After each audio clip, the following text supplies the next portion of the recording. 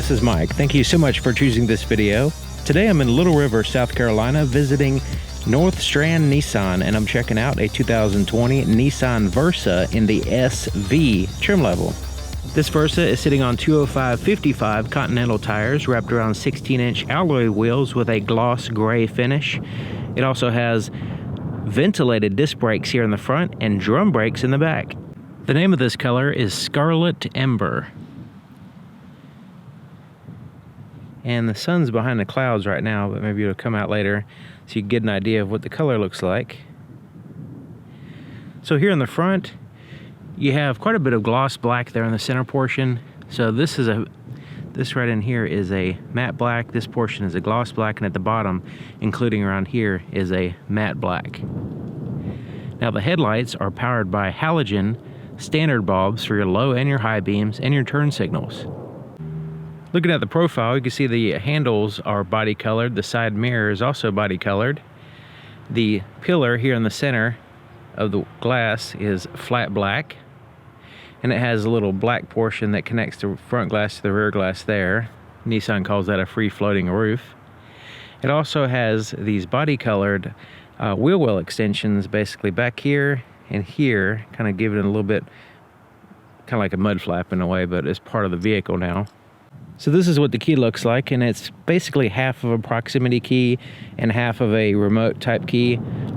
You can lock and unlock the doors by pushing the buttons, but once you get in the vehicle, you don't have to, you just put it in your pocket and you just have a push button start. But you will need to use the buttons to lock and unlock it. There's a panic button, the ability to open up the trunk. Let's go ahead and push the panic button. And the trunk, when you push and hold it, it releases it, but it doesn't lift up very much. Here's the inside of the passenger side door. Now, most of the door is a hard plastic, all the way around except for this area here. Now this has like a vinyl soft material over top of hard plastic, so it's not super, you can hear it bottoming out. It's not very soft at all, but it is a little bit soft to the touch. And now it has this simulated carbon fiber look around here, looking pretty cool. Little pocket down at the bottom.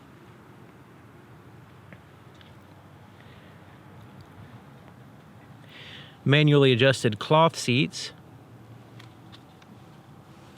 Now this is a like a microfiber type cloth in here, and then this is a just regular cloth, I guess you can say, out here.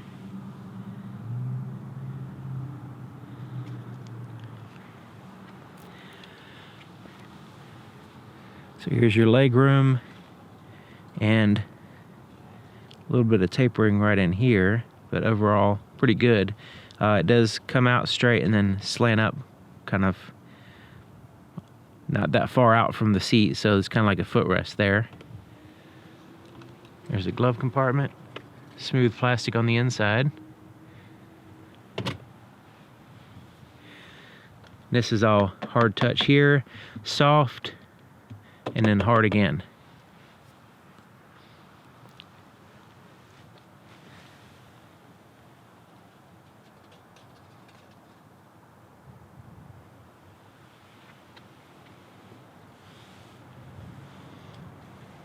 You see the rear door opening's pretty good size. I mean, it's going to be smaller than the front, but you can see this part right here extends out back here to kind of help out with headroom getting in and out. I like that.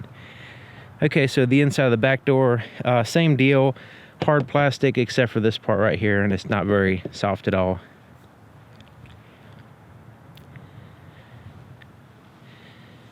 The back seat is basically one big bench seat, and you can fold the seats down out of your cargo space if you'd like. You can see the floor goes down quite a ways, so it's more like a chair. And the back of the front seats, well, the passenger side anyway, has this pocket. Driver does not. You do have two USB charge ports back here on the back of the center console. Pretty significant hump in the middle. Does have the latch system or ISOFIX for car seats. There's little indicators there. And when you fold the seats down, they are quite a bit higher than the trunk space. So while it does give you additional trunk cargo area, it is a big difference in the height. So it's not like you can slide something in easy or anything like that.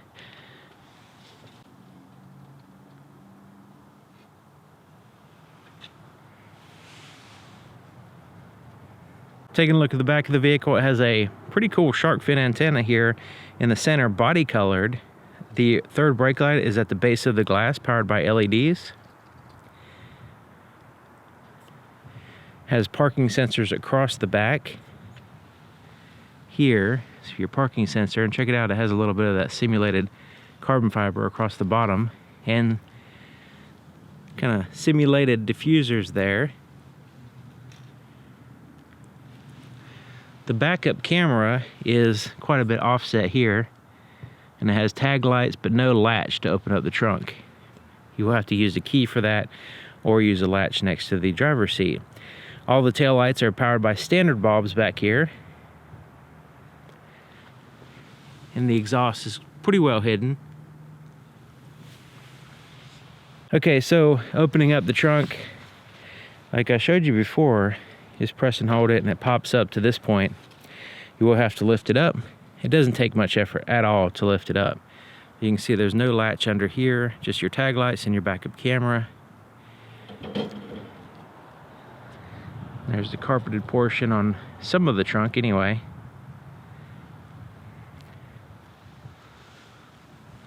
There's your trunk space, which is really big actually.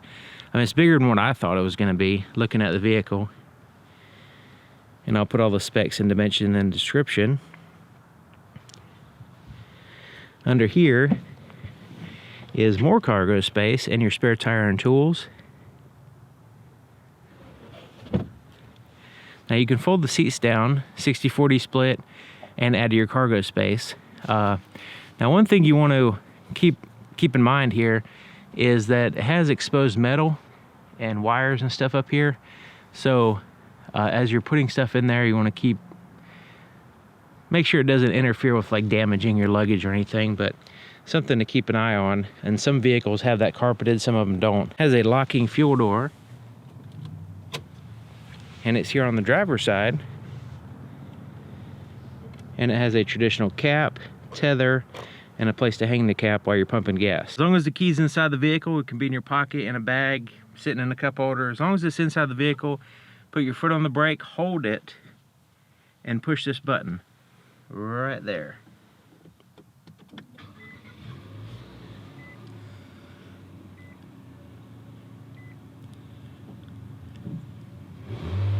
Here's the floorboard in front of the driver's seat. You can see the floor mat hooks in place in 2 places, keeping it straight for you.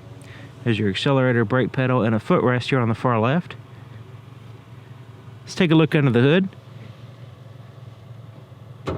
To open the hood, there's a latch a little bit to the left of center. So right in here, to the left of the emblem, you reach in, lift it up, and you can lift the hood up. So you can see how that works.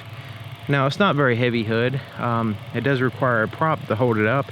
The prop is under the hood, and it swings down and goes to where that arrow indicates. There's a portion of the underside of the hood that is carpeted and insulated, but it's not sealed up as much as some other vehicles. So it has like a seal across the back, some insulation a little bit there, and that's about it. Now, the sealing and the insulation is for noise in this particular case. Maybe a little bit for airflow, but mostly for noise. Now, there is insulation, not a complete insulation, but there is quite a bit of insulation there on the firewall and around the battery, which is here in a fairly easy to get to location. This vehicle is powered by a 1.6 liter 4-cylinder engine, dual overhead cam, paired to a CVT, continuously variable transmission. Now, this vehicle has a blind spot detection system and a rear cross traffic alert, and the indicators are here on the mirrors. Some Nissans have them in the pillar right in here, but this one has it on the mirrors. And the inside of the driver's side door is just like the other side, except for it has a few more buttons.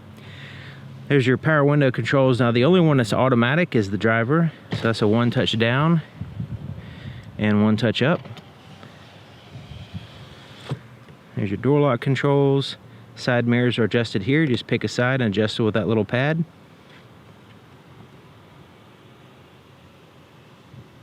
Manually adjusted seats here for the driver, but it does have a height adjustment, so that's a little bit different than the passenger. Usually the driver has a little bit better seat than the passenger typically.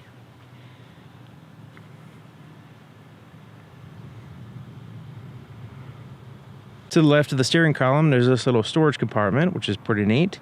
And it has a tilt and a telescoping steering column that locks in place with this lever. Okay, sitting in the driver's seat, checking it out. I have the seat all the way back and all the way down, and I'm 6 feet tall, to give you an idea of the possible legroom here. Now for me, this would probably be where I would put the seat all the way back and all the way down. So you can see the accelerator in relationship to the center console. It's a little close, but you can see the little bit of legroom there. More here on the left. So the steering wheel is a synthetic material steering wheel. Has a little bit of softness to it, and it's flat on the bottom. And it has some grips here at the top. And it has a little bit of a texture, and the texture kind of similar to a leather texturing, but it feels pretty good, and it feels like it would be very durable and last a long time and be easy to clean. So some steering wheels, especially if it has a leather wrapping or something like that, you do have to use special cleaners. This one, it being a synthetic material, you can clean it fairly easy, pretty much anything, I guess, and it has a good grip. And feels pretty good. It could be a little bit softer. It's not like super soft, but other than that, the thickness is good, and overall feels good. So here on the right side is your cruise control, and it's just kind of normal: set, resume, cancel, and all that stuff. This is how you turn it on. And then you have your Bluetooth, your voice recognition, and answer your calls or to hang up here. Here on the left side is your volume for your radio. Change through your tracks or your radio stations, whatever you happen to have up. There's a back button and this OK with these arrows. Those correspond with the screen here next to the in the gauges. We'll get to that in just a second. You have windshield wiper controls here on the right side. Turn signals are on the left, but you also have your headlight controls here as well. So it's off, parking light, headlights on, and then you have automatic. Okay, so the gauge in this particular case is basically one gauge. A little bit of a glare here on the left side. Let's see if I can try to cut down on that. So you can see that that left part is a screen, and the right part is your speedometer, your miles per hour. Now on the screen at the top here, you have the outside temperature, clock, miles the vehicle has, miles to empty. This is your fuel gauge, and it has the fuel economy information there. But let's go ahead and use these buttons here. So remember I showed you these. So if we scroll to the right or left, so we can see scrolling to the right, you can see those little icons at the top pop up. Just kind of cycle them through so you can see what I'm talking about. This first one is a tachometer. So if you just leave it right there, you have the RPMs, and it kind of similar to a regular tachometer that you'd see, a physical one, but this is a digitally represented one. Scrolling to the right, this is just showing you what your radio is doing on that icon. The next one is, how many your miles per gallon, your fuel economy. This is the information one, and this has the just showing you what your radio is doing, and the main part about this is the digital speedometer. That's probably where I would keep it. I like a digital speedometer. On this screen, you can scroll down and get more information. Scrolling to the right, this is where you'll find your settings.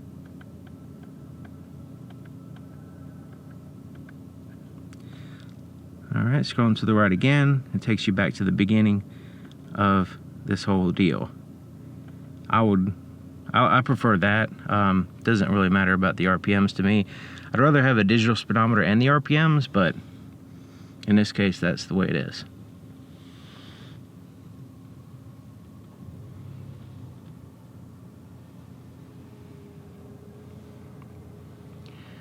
Okay, so here's your touch screen, and you can see it has some icons here at the bottom. You have physical buttons here on the sides. It has a physical volume knob tuned through the stations, so we can swipe, go into different audio sources. It does have Apple CarPlay, Android Auto capabilities. So when you push menu, it takes you, this is basically the home screen here. If we want to go to audio, we can go to this little icon here, and shows the radio and the presets. You can change the audio source by pushing that. You have AM, FM, satellite radio, Bluetooth, auxiliary, USB, all that good stuff. Apple CarPlay.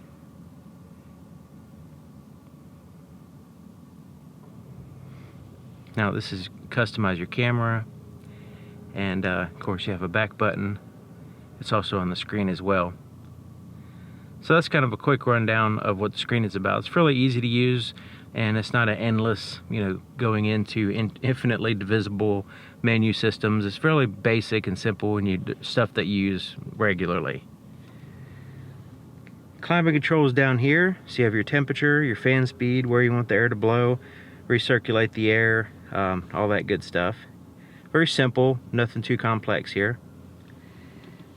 Auxiliary and USB inputs and a 12-volt power supply. And then you have a storage space under here. It's pretty good size. This will fit any size phone. So this would be where you put your phone and you plug it in here to use the Apple CarPlay Android Auto system. There's the push button start and the shifter, and has a gloss black around in this area. So let's go ahead and put it in reverse. Now, two things will happen when you put it in reverse. One, the backup camera will pop up here with active guidelines. So as I turn the steering wheel, the lines will move, giving you like a estimated trajectory of the vehicle as you're backing up, basically. And especially since it's offset, the lines kind of help out with finding the center of the vehicle. The second thing will happen is your parking sensors will pop up here. And it'll actually give you an audible beep, but also a physical little line there letting you know which side the object is that you're getting close to. Alright, there's neutral, drive, and then you have a low range. Now when you put it in low range, this will give you engine braking. When you're in drive, if you want to have like a sportier deal, there's a button under here. You push that and it puts it into like a sport mode, and it'll emphasize performance a little bit over fuel economy. Push it again to disable that. Now you'll see what gear you're in right here. So if I push that button, you see a little S pops up next to the D, letting you know that it is in sport mode. And also when you put it in low range, you'll know that you're not in drive now. Neutral, reverse, and park.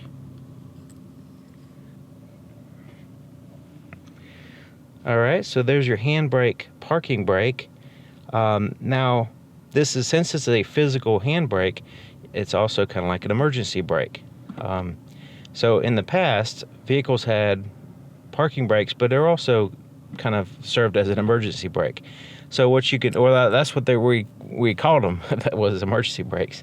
Now, like electronic one, or one that's like on or off type deal, it's not safe to use that to help yourself slow down for whatever reason if your brakes fail. This one you can actually, since it engages in the rear wheels, you can pull it up and hold it, and you just keep this held down, and you can slow the vehicle down depending on how much pressure you pull up. Now, so you have to put a lot of pressure to really slow down fast, but it will give you some ability to control the vehicle as you're slowing down. So these manual brakes, hand brakes, have a more useful, in my opinion, than just a parking brake. There's cup holders, armrest, and what's the deal with this little skinny thing sticking out? So I guess you're not sharing that with your passenger.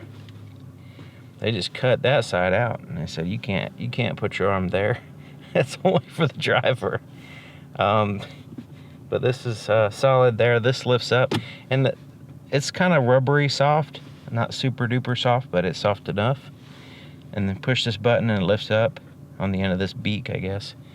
And you have a place to put some coins. Has a little clip there in the back and a storage compartment. It flops down, so if you don't watch it, it'll just flop down on you. Rear view mirror has a manual day and night mode. Then you have lights up here. There's tap lights, individual lights. You could turn on all the interior lights, turn them all off, or have them all turn on with the door in the center position. Now the visors have like a vinyl type material over them. It has a place to put some papers right there, registration or whatever. You also have a mirror with no lights. Now it has an extension here that slides out from the other side like so. To add to your coverage. Because it does not slide out. You can see that there. And sometimes the adding to the coverage is better than shifting the coverage, in my opinion. So it gives you more coverage.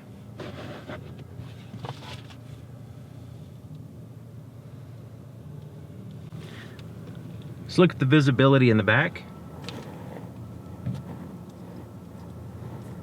All right.